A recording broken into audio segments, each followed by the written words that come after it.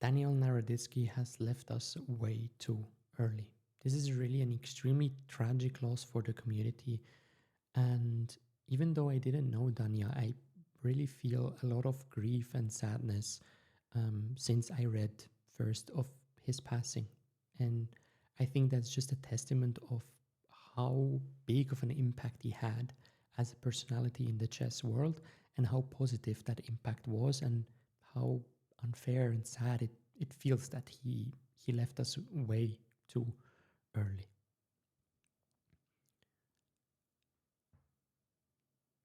And it must be even much harder for the people that did know Danya.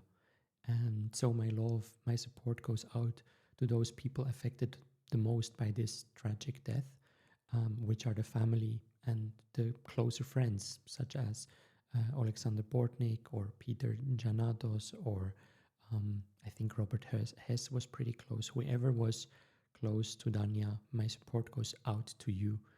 And you guys watching, if you want to, show your support to someone, those are definitely the people I'm thinking about to send your support. I wanted to do this video also to just talk about and put in perspective how incredible it is what Danya managed to achieve in the chess world, because he was great at 4 different things that really requires so many different skills. He was an amazing competitor and player. He was both a very strong grandmaster when playing classical chess, but he was even more famous for his extreme strong skills in blitz and bullet chess, where he could just challenge anyone in the world and give them an amazing game, and was just a top tier competitor.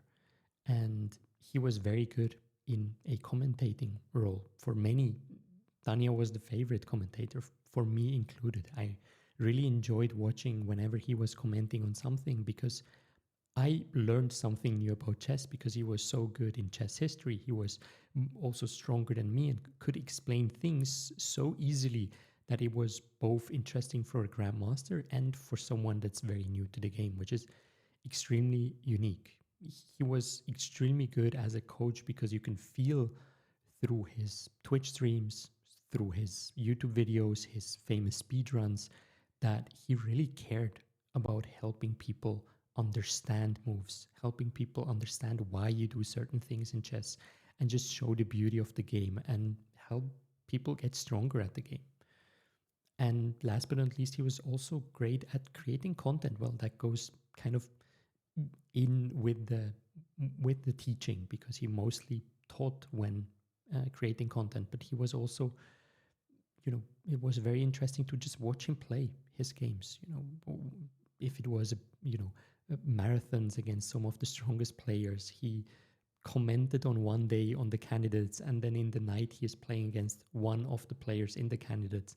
So it's just incredible to achieve one of these 4 things, to achieve the things he did, but he did it in 4 different aspects of the game, which I think will just remain unique. I don't see anyone else being able to achieve such a feat in chess, and that's just incredible. And what I think is even more incredible, and what touches so many people, me including, is that he did it in such a pure, honest, and wholesome way, always trying to be positive, always looking at the bright side of the things, always having a fun punt or joke.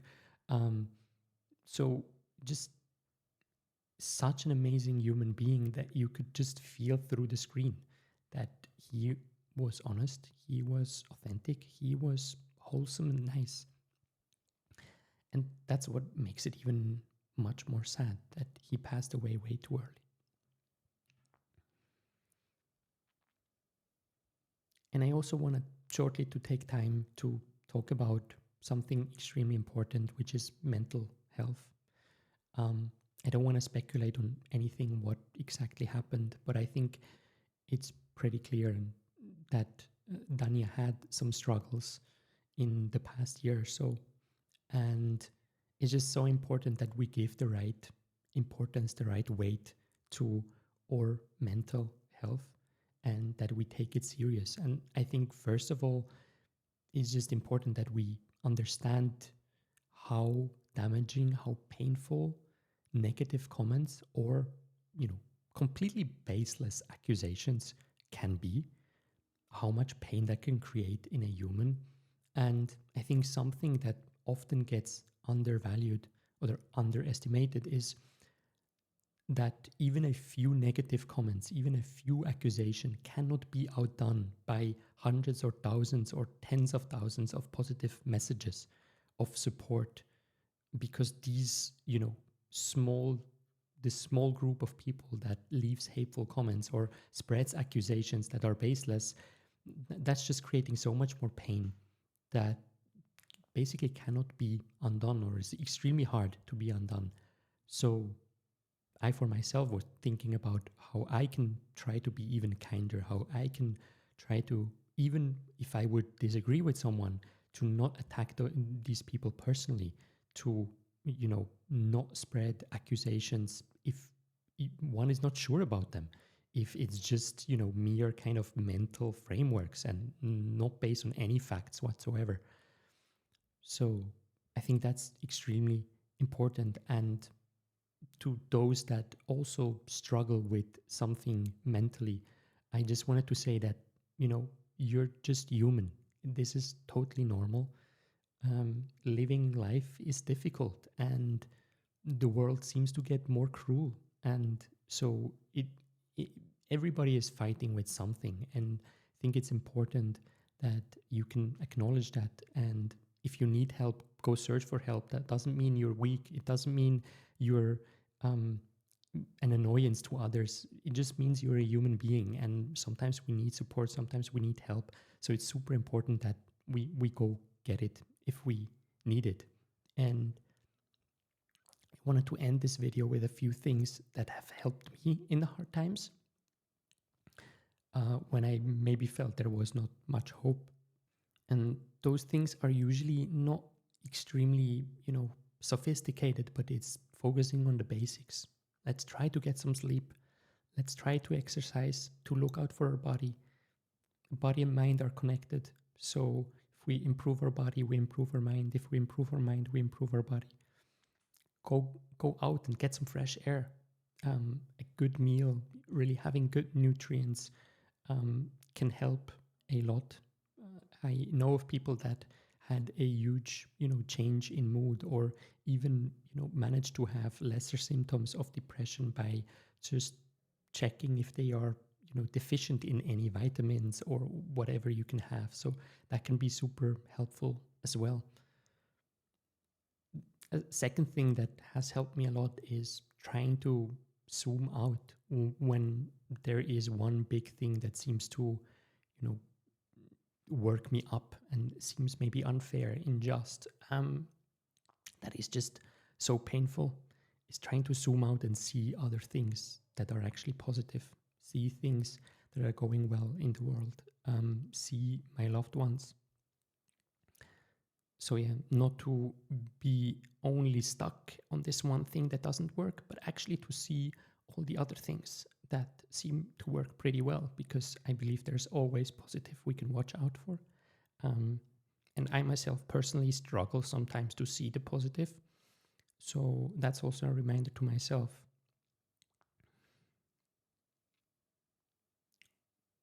And two more things is, first of all, it's so important that everybody knows that you're not defined by your results. You are an amazing person, and not what somebody else thinks of you or what you have done is not defining your worth. And that is extremely important. That's something personal for me, because when I was a professional player, I really struggled with that. When I had bad results, I would feel bad. So I just wanted to say this as well. And last but not least, I think social media is doing a lot of damage in our society. And I had a Twitter account for a long time. Also built up a following, but last summer decided to just completely delete it. And it just had such a positive impact on my mental health. So try to stay away from social media as much as possible, especially if you're feeling that the negativity gets to you. Yeah, just what seems to go on social media sometimes seems so much darker than the actual world. If you're going out and just have a walk and say hi to the people you see on the walk, and they seem very kind and genuine people. So that is my last thing that I have to say on the mental health side. Again, I give all my support to those affected the most by this tragic passing of Danya, and I hope he finds peace wherever he is right now. And I hope we can all be just a little bit kinder than we used to, and learn from this.